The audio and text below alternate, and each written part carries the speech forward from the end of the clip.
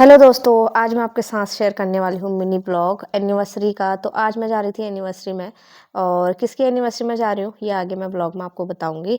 तो यहाँ पे दोस्तों मैं हो रही थी रेडी। तो पहले मैं सोच रही थी कि क्या पहनूँ। फाइनली मैंने ये कुर्ती पहन ली और मैं रेडी हो गई हूँ।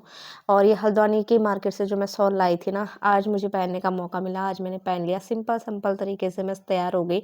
और आपको पता ही है, पिछले कई दिनों से मैं शादी के ब्लॉग्स अपलोड कर रही हूँ और काफ़ी ज़्यादा भाग दौड़ हो जाती है शादी में, तो चेहरा मेरा काफ़ी डल हो रहा था। तो मैंने कहा कोई बात नहीं, एक लिपस्टिक लगाई, होगी तैयार। और यहाँ पे ना एनिवर्सरी में मेरे साथ क्रिस और पतिदेव भी आ रहे थे। साइड में पतिदेव भी अपने जूते चप्पल पहन रहे थे और क्रिस भी अपने हाथों से यहाँ पे जूते पहन रहा था। कब से दोस्तों ये लगा था जूते पहनने में, फाइनली इसने ये जूता पहन ही लिया। मैं साइड में बैठ के इसको खुशी से देख रही थी। क्रिस की कब इतना बड़ा हो गया, देखिए कितना मेच्योर होता जा रहा है छोटा सा क्रिस मेरा। और यहाँ पे इसने ना पहन ही लिए थे जूते। मुझे लगा कि ये नहीं पहन पाएगा और इसने पहन ही लिए। मैं इसको कोने से देख रही थी कि हाय, कितना प्यार आ रहा था मेरे को इस पे कि अपने हाथ से आजकल सारे काम कर लेता है। हजार कोशिशों के बाद दोस्तों फाइनली क्रिस ने भी जूते पहन लिए थे और यहाँ पे पतिदेव भी अपने जूते पहन लिए थे। और क्रिस करने लग गया था डांस। कहीं भी जाता है ना बहुत ज़्यादा खुश हो जाता है लड़का। और पतिदेव भी अच्छे से रेडी हो गए थे और सब ने गर्म कपड़े पहने थे हम लोगों ने, क्योंकि हल्द्वानी में ना काफ़ी ज़्यादा ठंडा होने लग गया है। क्रिस ने तो ग्लव्स भी पहने हैं। तो क्रिस को भी हम पूरा फुल गर्म कपड़ों में लेके जा रहे थे, क्योंकि रात का वक्त था ना, ये बीमार पड़ जाता है इसलिए। तो एनिवर्सरी में भी जाना ज़रूरी था क्योंकि इनकी दोस्त की एनिवर्सरी थी। तो हम लोग निकल गए घर से और रास्ते में ना यहाँ पे लगी थी मंडे मार्केट। तो मुझे ख्याल आया कि क्रिस के लिए कुछ फ्रूट लेने हैं। तो मैं यहाँ पे रुक गई और क्रिस के लिए ना मुझे हैनक भी लेना था, क्योंकि इसके स्कूल के लिए चाहिए था। तो फिर मैंने यहाँ से ले लिया इसके लिए हैनक। और आप देख सकते हैं मंडे मार्केट में ना सारी चीज़ें मिलती हैं। तो यहाँ पे बहुत सारे हैनक थे, लेकिन मुझे ब्लैक चाहिए था, ब्लैक वाला था नहीं। तो फिर मैंने कहा कि ब्लू वाला ही दे दो, अंदर से ही पहनना है, स्कूल के लिए चाहिए था, क्योंकि अगले दिन इसको स्कूल में नहीं आने देते फिर, इसलिए मैंने ये ले लिया और ब्लू ही ले लिया। फिर क्रिस को दिखाया मैंने कि कैसा लगा तेरे को। क्रिस ने बोला अच्छा है।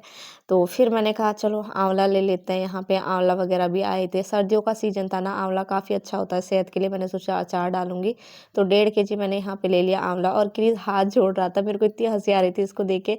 हंसी इसलिए आ रही थी, ये कह रहा था कि मुझे मम्मी खिलौने दिला दो। तो मैंने इसको ऐसे ही बहला फुसला दिया कि बाद में दिला दूंगी। तो फिर ये मान गया। और फिर मैंने इसके लिए ले लिए संतरे, और थोड़ा संतरे हम ले गए एनिवर्सरी में देवर और देवरानी जी के लिए। और यहाँ से थोड़ा मैंने क्रिस के लिए अनार भी ले लिए। तो आज ना काफ़ी ज़्यादा सस्ता अनार मिल रहा था इसीलिए। तो दोस्तों ये ब्लॉग में ना काफ़ी लेट डाल रही हूँ। तो देवर और देवरानी जी का जो सालगिरह का दिन था ना, वो था 9 दिसंबर। लेकिन ये ब्लॉग मैं काफ़ी लेट अपलोड कर रही हूँ, क्योंकि ना मुझे टाइम नहीं मिल पा रहा है। ब्लॉग बना तो ले रही हूँ, लेकिन एडिटिंग वगैरह में टाइम लग जाता है। तो घर का काम वगैरह सब कुछ होता है। क्रिस के पेपर भी चले थे, जैसे कि मैंने आपको ब्लॉग में बताया। तो उस चक्कर में नहीं हो पा रहा था। तो मैंने कहा जब मुझे टाइम मिलेगा तभी मैं डाल दूंगी। मंडे मार्केट से दोस्तों थोड़ी बहुत सामान लेने के बाद हम पहुंच चुके थे गिफ्ट सेंटर में, क्योंकि हम जा रहे थे एनिवर्सरी में, तो गिफ्ट ले जाना तो बनता है।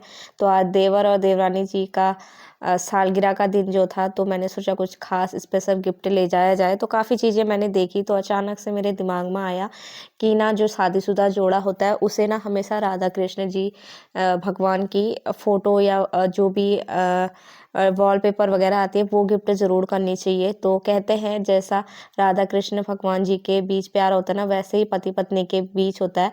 तो इसी चीज़ को लेकर मैंने ये वाला गिफ्ट पैक करा लिया था, जिसमें श्री लिखा था। मुझे काफ़ी अच्छा लगा ये।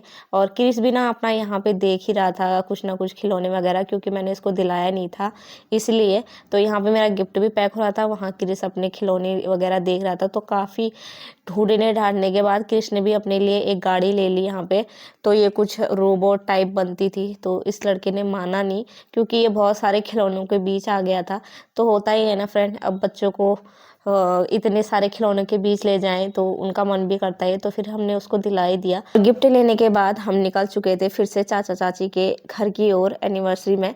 तो यहाँ पे 2 चाचू गेट पे खड़े हुए थे हमारे स्वागत के लिए। तो ये है धीरज चाचू, जिनकी आज एनिवर्सरी थी, और ये है सुरेश चाचू, और ये भी इनकी एनिवर्सरी में आए थे हमारी तरफ। और क्रिश आते ही अपनी चाची के पास चला गया, और क्रिश चाची को बहुत अच्छा मानता है। तो यहाँ पे पतिदेव जो है ना अपने दोस्तों को दे रहे थे बधाई, और पता नहीं हंसी मजाक क्या ही चल रहा था इन लोगों का। मेरे हंसमुख देवरों से मिलने के बाद दोस्तों मैं आ गई यहाँ पे देवरानी जी से मिलने, उनको सालगिरह की बधाइयाँ देने। तो ये रही हमारी देवरानी तनुजा, और काफ़ी ज़्यादा खूबसूरत लग रही थी पिंक साड़ी में। और ये इनका एनिवर्सरी का केक था जिसमें धीरज और तनुजा लिखा हुआ था, और मैंने इनको ढेर सारी बधाइयाँ दी सालगिरह की। और फिर यहाँ पे पतिदेव भी आ गए थे, और ये सभी लोगों को, इनके रिलेटिव जो भी आए थे उनको प्रणाम बोल रहे थे। तो मैंने भी पहले ही बोल दिया था, और उसके बाद मैं बना रही थी वीडियोस वगैरह। तो यहाँ पे केक कटने की बारी आ चुकी थी, तो यहाँ पे देवर और देवरानी जी बैठ गए थे साथ में इस सुंदर से केक को काटने के लिए। आज दोस्तों इनकी दूसरी एनिवर्सरी थी, तो भोलेनाथ की कृपा से इनकी शादी को आज 2 साल पूरे हो गए थे। और फर्स्ट वाली एनिवर्सरी में मैं इनके आ नहीं पाई थी, तो मैं दूसरी वाली एनिवर्सरी पे आई हूँ। और केक काटने के बाद हमने इनको खिलाया केक, और उसके बाद सब में केक बँट रहा था। तो यहाँ पे पेस्ट्री वगैरह भी थी जो कि काफ़ी ज़्यादा टेस्टी हो रही थी दोस्तों। और यहाँ पे मैं केक वगैरह खा रही थी, पेस्ट्री वगैरह। तो सबसे पहले तो मैंने मिठाई खाई, फिर खाई ये टेस्टी टेस्टी पेस्ट्री। तो ये मैंने 2 बार खाया, मेरे को बहुत अच्छा लगा ये, अंदर से इसके आलू वगैरह भरा रहता है।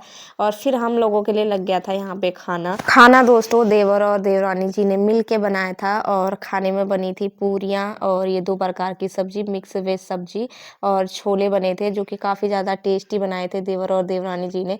तो कुछ देर हम बैठे, उसके बाद हम निकल आए घर को। तो रात का 9 या साढ़े 9 हो चुका था।